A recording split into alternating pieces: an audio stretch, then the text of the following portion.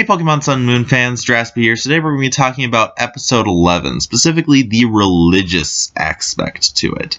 So while there were things that happened like Team Skull, Z Crystals, Mudbrave, Milk, Family, etc., the most important thing that happened, and the thing that I really want to talk about, is the religious aspect that was introduced.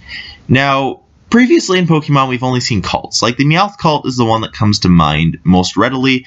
I think there have been a few other cults in the Pokemon series, and there have been some powerful legendaries that have been looked at with almost a religious, like, not even religious, more like awe, as in, like, they had some sort of godly presence, I guess you could say. However, it wasn't so much that they had a godly presence, more as they were just super powerful, and everyone's like, oh shoot, it's a super powerful Pokemon.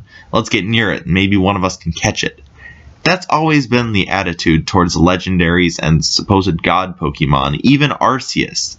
Arceus, who's supposedly the creator of the Pokemon universe, for being the creator of the universe and the supposed god of the Pokemon world, the reaction of Ash and friends is pretty muted. I mean, even if you take it to be shock, it is kind of an underreaction, if you will. Whereas, in contrast, in the Alola region, there seems to be apparent devotion and current organized religious rituals around the Guardian Pokemon. Now, the first evidence we saw of this was in episode 10, at least from my perspective. We saw the temple ritual before the grand trial in which they prayed to Tapu Koko. However, that I didn't take super seriously because it seemed the way the Kahuna talked to Tapu Koko was almost like it's kind of his best friend, you know, kind of that mischievous friend that, you know, you have to do all these things to get his favor, and then you might not, you know, it's like, haha. And, well, that's how some people do have relationships with their gods.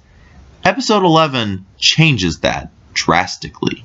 In episode 11, we see Ash and his friend praying before a meal. Now, whereas Ash is not up to date on this, being a Kanto region person, so he doesn't exactly know about this sort of religion thing that's going on, the people there take it to be perfectly normal to start praying to a volcano where their Tapu lives. And that should tip you off that this is a pretty normal thing in Alola. This isn't just some sort of little cult shared by the Kunas and maybe their family, and it's not like, oh yeah, this is just our friend. No, this is a serious thing. They seriously believe in a guardian deity, and they've seen it with their own eyes, so it's not like some of the Abrahamic faiths where you don't really see your god and you have to kind of believe in it. In this one, they've seen these Pokemon, so they're worshipping a Pokemon. They know it's a Pokemon. They know you can catch it. They know it's a normal Pokemon with stats and a Pokédex entry and everything. But they still worship it. Why? The reason they worship it is because it's kind of like, it actually is kind of the essence of religion. A religion versus a cult is due attention to something, usually by a large group of people. So it's widespread enough that the beliefs are considered valid in their level of devotion. So a cult is any undue attention, whereas religion is believed to be due attention to some sort of deity or person. So when we have the cults of Meowth per se, there's an undue worship of Meowth and the idea of a Meowth coming to give prosperity. It's usually more fringe groups that are determined to be cults. However, there are some fringe groups that I would say are considered religions, and there are some major groups that I would say do count more as cults.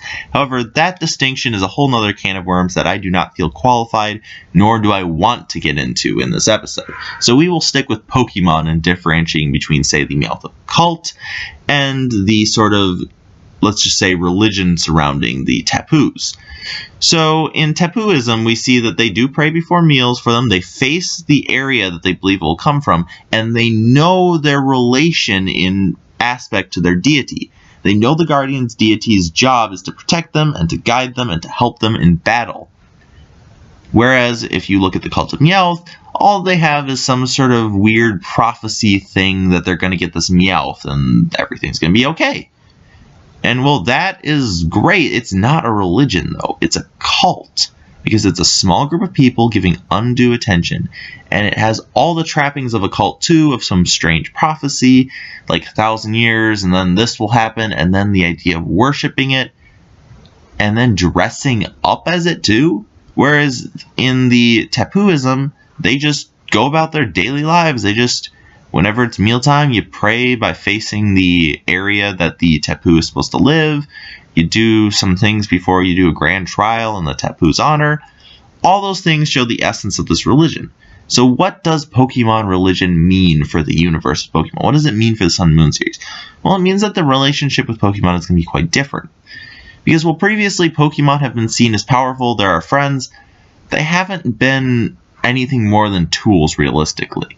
And I mean, while you might argue in Sun and Moon that we see them used more as tools than before, where them riding Pokemon and using them just to get things done, they're actually not. Their relationship is understood better. Pokemon aren't tools, they're partners more so. Whereas you keep them in a little metal ball and you bring them out to use HM moves, that's gone. They're not your HM slaves anymore. You call a Pokemon whose job is to fly you around because you're partnering with it. It is your partner in that aspect. It flies around with you because that is what it's for. It is doing its job. However, it is not there for you to call upon at any moment in a little metal ball and be put in Bill's PC whenever you don't need to traverse the dangerous of Route 6. It is only there for you when you absolutely need it. However, it is free to live its life because it is a partnership, as in where what you do is you feed it, you give it some stuff, in exchange it flies some people around, and then it gets to live its life. Whereas previously, Pokemon that are kept in Pokeballs only know the life their master lets them live. Their master could choose to only let them out in battle, heal them up, only let them out in battle, and that's it. Whereas now we've seen a more advanced relationship, and that also goes to how they relate with their Pokemon deities now. Previously, a Pokemon sort of legendary has only served the purpose of being super powerful and being useful for evil plans. That is it. However, this Pokemon religion shows that the people realize that Pokemon are out there for them, and that these chief Pokemon, the Tapus, are there for people and Pokemon, and as such, they all show respect to that Tapu. That is the significance, and how it will play out in the series, we have yet to see, but it is significant. So, that's Draspy here. Please subscribe, leave a like, leave a comment. Please leave your ideas below about what you think about this Pokemon worship in the Pokemon religion. I'm not asking if you believe in it. I'm not asking what your religion is, what your views on religion are. I'm asking you specifically what you think about how it will impact the series of having an organized religion be part of Alola. Anyway, that's Draspy. I'm out.